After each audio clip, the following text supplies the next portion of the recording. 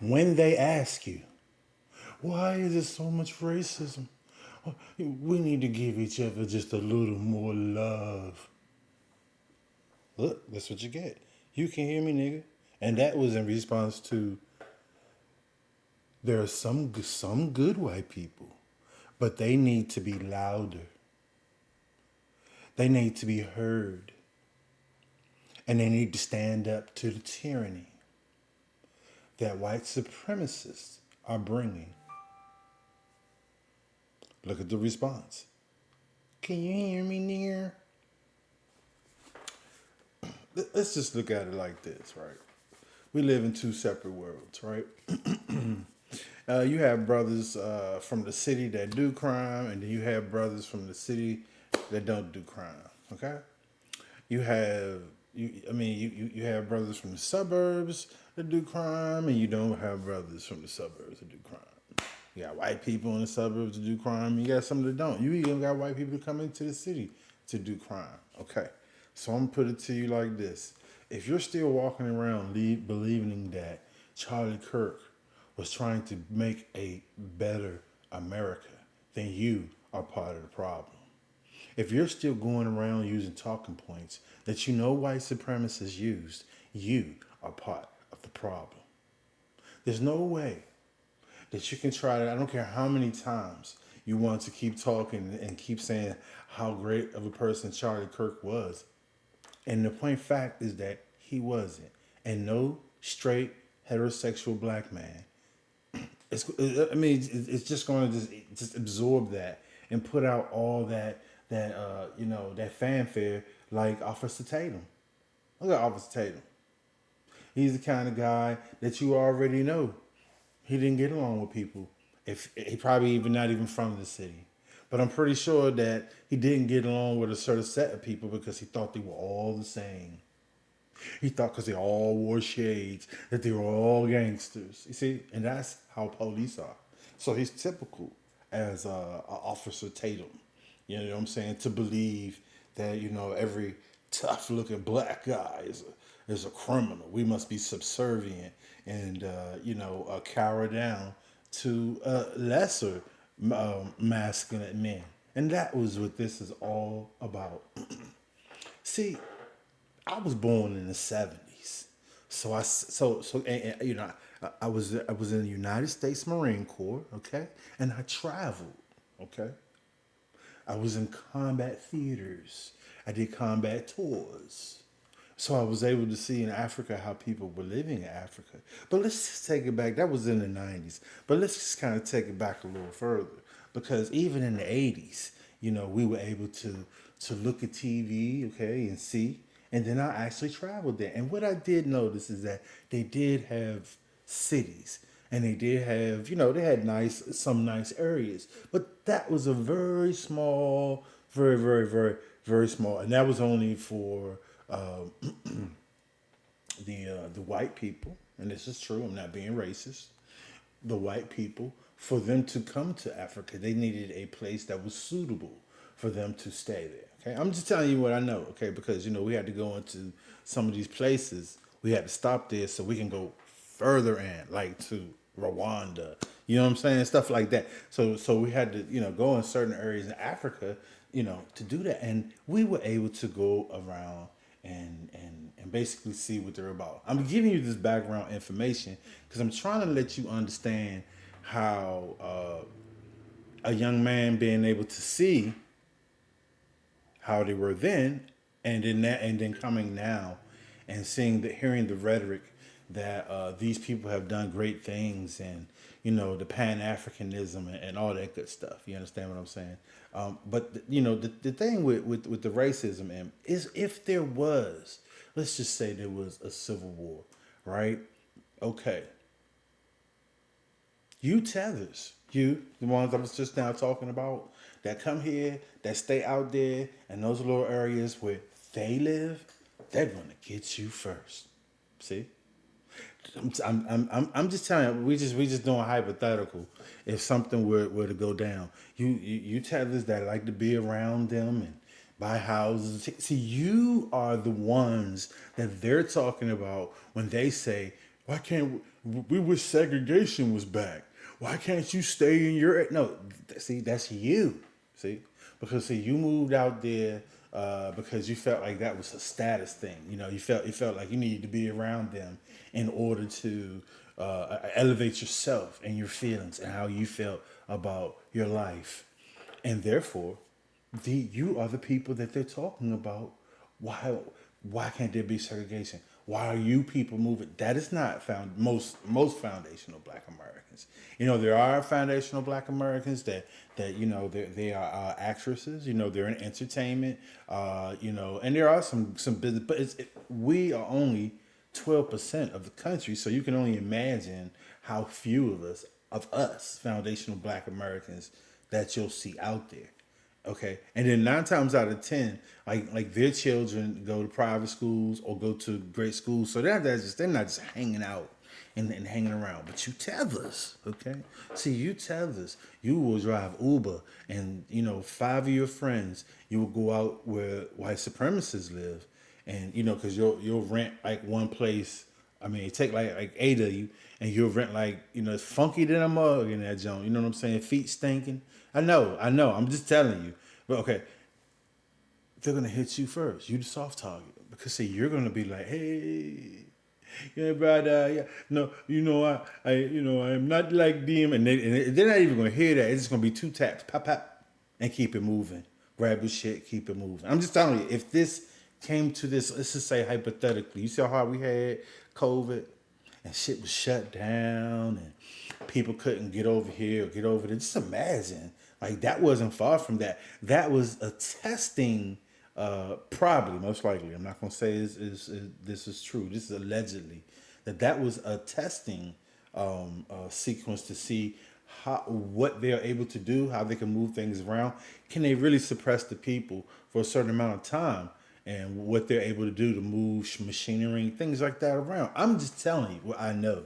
Okay, been in IT for 25 years. Like I said, I was a United States Marine Corps, been to the highest level. You know what I'm saying? I was an administrator. So certain things that I know, and I'm not talking about those things, but I'm just letting you know. Okay, so let's just say hypothetically there was a civil war. You tethers are going to get the brunt first, okay? And you got to understand, not every white person is going to fight. Okay, so there's gonna be some white people like, man, hey, this is not, you know what I'm saying? I'm not part of this. Period. Then look, it's some white people that don't like black people that's not gonna fight. They're gonna go wherever because it's like they're gonna realize, fighting takes energy. It takes a lot out of your spirit. You know what I'm saying? You got cold. It's cold outside. Are you dressed properly? Are you properly trained? Are you prepared? Are you mentally ready for the things that are going to come your way? You know what I'm saying? The unknown. You know what I'm saying? The middle chamber, the winding stairs. You understand what I'm saying? The unknown. And see that is going to take a lot of you out of this. I seen a lot of you militia people. And you're not very well trained. Don't get me wrong. Okay, it's some people out there about that business. Like I said, I was in Marine Corps. I was with the best. So I'm trying to tell you, don't get me wrong. But see, I believe that those people are going to be hired. They're upper echelon because of their training. They're not going to be just out here just trying to, they're going to be upper echelon going for bigger targets. They ain't got time. They can control you from far away. But the point I'm trying to make, if there was a civil war, there's going to be a certain amount of people that are going to feel like they're going to try to do something. And by the time they get to the city, now you're talking about like urban warfare. You're talking about you're really talking about that the warrior class that you don't see, the ones that you discard, the ones that you say that are thug life, and all these young men that maybe got trapped into a sequence that they didn't get help, to mental help to get out. You see what I'm saying? The proper things this is what Charlie Kirk could have been talking about, how he could have helped those young black people that needed their assistance. Charlie Kirk could have been talking about that, but instead he wanted to talk about the violence that goes on. So I'm trying to get back on track. The point I'm trying to say, by the time they get to the city, the white people are gonna be all broke down. They're gonna be all like, and that's gonna be a whole nother war because you got kids, you got people, you got young people, you got, I'll say, combat aged. You have combat aged men, and that's a large spectrum. Now remember, we're only 12% of the population, but we're all densed. Okay, guess what? You're not gonna get access to jets. You're not gonna get access to helicopters. That's gonna be a whole. Like I just told you, that's gonna be a whole nother echelon of control. If you think the Civil War is gonna be about the people in the trailer parks versus the people in the city, that's not what it is. That's just not what it is. The people that control the helicopters, the tanks, all those type of things. Like I said. Anyway, urban warfare, even with helicopters, even with tanks, is something that will take a lot out of you. So that's just how I look at it. As far as there being a civil war, a lot of you people, you never had rounds coming your way, so you don't know what you're gonna do in that situation. So some of you should just shut the fuck up. You know what I'm saying? Getting on my motherfucking threads and getting involved in what I'm saying is like, you should mind your fucking business. You don't know what you're talking about any goddamn way. Excuse my language. And like I said, if you talk about racism, white people just expect for black people, foundational black Americans, to take abuse and don't say nothing.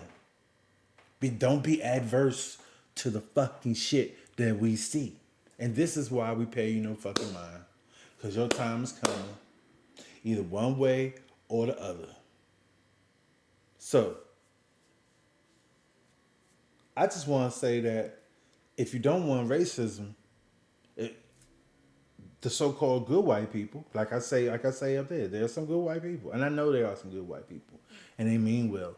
But many of them, they take a back seat or they don't say anything. And so, to me, you're just as racist as they are as well, because you sit there, you watch, you don't say anything, you don't speak up, and it definitely doesn't show in your voting habits. Um, it's like when you listen to Tariq Nasheed spaces, and you hear them talking about, you know, um, love, and they don't think. The first question is, do you think George Floyd was died from an overdose, or did he die from a cop? And the first thing they say is, well, I think, once they start that, they're racist. They believe in white supremacy. They'll never believe in justice for black people, because justice for black people means equality. And if there's equality, then that means that they won't be able to compete, right? See, if they gave us the same things that they gave the immigrants that come over here, right? The tethers, the funky foot ass tethers, the ones with the musty ass arms and shit. And then they get mad because you say, your fucking arms stink. Like, your arms stink, bruh. We can't say that. And we say that to each other. Bruh, your fucking arms smell like shit. I don't understand a people that get upset and get mad because I'm telling you, your fucking arms stink. Your fucking feet stink. Really. If my fucking arms or my feet stink, I'm gonna be like, oh, thanks, bro. And I'm gonna go in the bathroom. If I don't have no deodorant, I'm gonna take some soap. You know what I'm saying? Put a little water in like that and try to, pat it. I'm gonna do something. I don't care if I gotta put some paper towels on it. You know what I'm saying? Just to, hold off the must till I get to some deodorant. But it's incredible how they have whole discussions about they're upset about us saying that they're musty. You're supposed to conform when you go to another place. When you go to another place to visit, or especially if you stay. Now, visiting is one thing, especially if you stay, you're supposed to conform to how the people live there. And so in America, we, deodorant, man. Even if like what I'm saying, you can't. I mean, you find a way, bro. I mean, something because guess what? Guess what you're affecting when it's ladies around and if they smell that musk, man, and then you get mad because they now know, oh, you're known for being musty. So now it's fuck the foundational Black Americans. They just no, bruh. It's straight up. I know. I'm telling you. I was over in Africa. You go to a club, the whole dance floor just smell like armpits, and they are immune to that smell. This is armpits, bro. And I'm talking about the rawest of the rawest of the rawest. I'm talking about getting out the shower raw. And just go out there and just start. And them arms just be pumping, Slim. I'm telling you.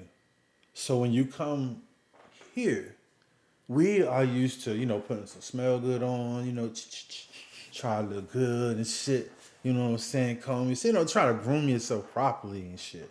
You understand what I'm saying? Nah. You want to walk around with food and shit all on your lips, your teeth fucking, it's evidence your teeth, it's like you don't brush your teeth. And that may not matter to you. I get it. But don't get upset when you're talking shit to a foundational Black American and he say, bruh, your motherfucking breath smell like shit. Don't be mad. It's your body hygiene that you're not taking care of. You know what I'm saying? It's just like the Moors try to teach, you know what I'm saying, those, the alabasters and shit. It's right. Hey, this is not racist. These are facts. Okay, I'm not being racist. I'm not being slanderous. I'm telling you facts. They taught them how to bathe. You want to know where wash rags came from? During my time in the military, white guys didn't use wash rags.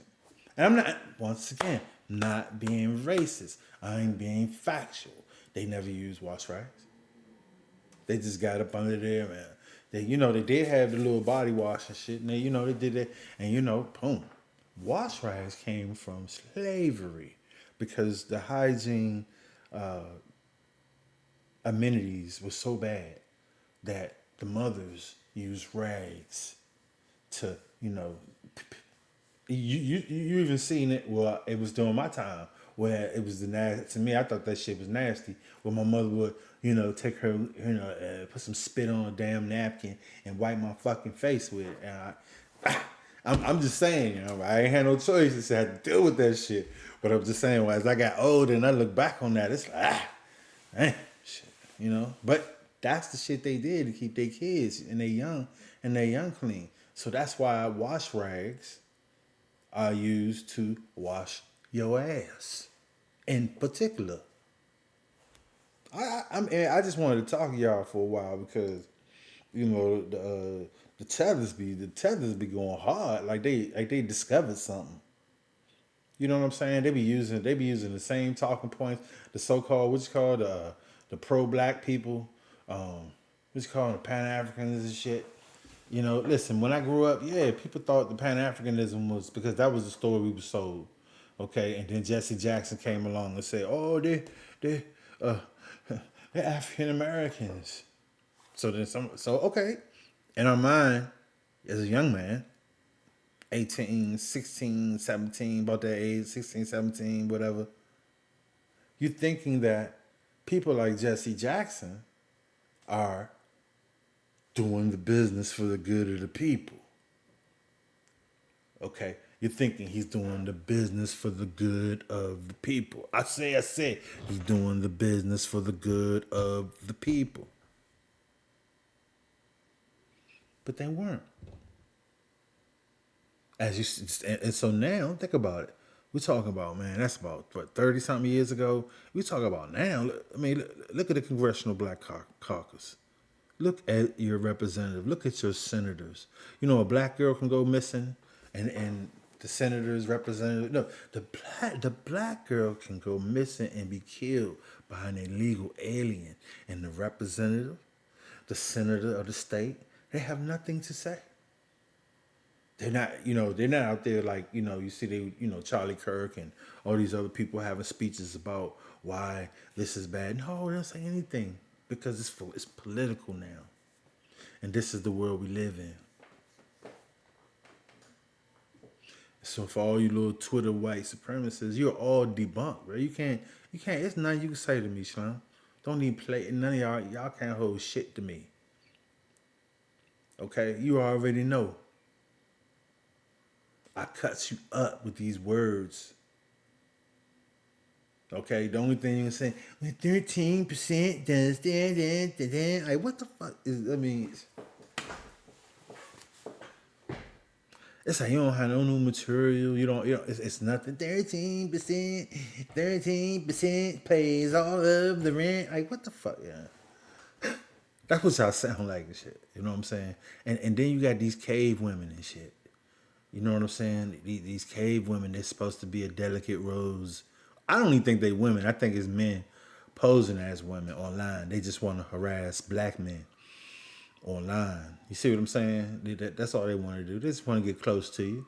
They just want to, get on your motherfucking business and shit and learn from you. That's what the tethers do also. They get up here and they get when they start wasting your time, they just debating about shit that don't fucking matter. I mean, we need some real competition, bro. Like, I mean, I'm tired of going back and forth with Twitter racists. The shit is fucking boring.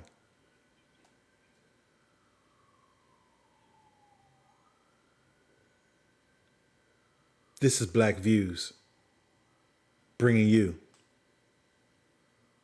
the black news. Holler back at me, please. And so all your tethers, wash your motherfucking feet.